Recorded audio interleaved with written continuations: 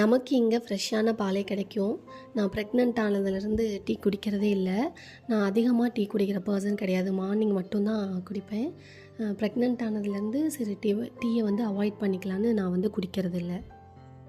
Morning பிரேக்ஃபாஸ்ட்டுக்கு அடை தோசையும் தேங்காய் சட்னியும் தான் செஞ்சுருந்தேன். இப்போ வந்து எனக்கு வந்து 3rd மந்த் நடக்குது.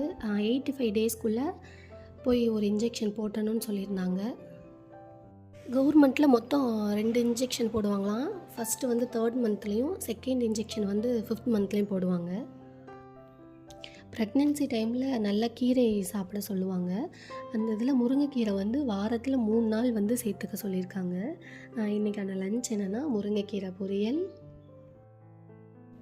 நார்த்தங்காய் ஊறுகாய், முருங்கைக்காய் மாங்காய் சாம்பார், ரசம், சாதம். அவ்வளோதான் லஞ்சு. இந்த வீடியோ உங்களுக்கு பிடிச்சிருந்தா லைக் பண்ணி, ஷேர் பண்ணி, கமெண்ட் பண்ணுங்கள். நெக்ஸ்ட் வீடியோவில் பார்க்கலாம். பாய்.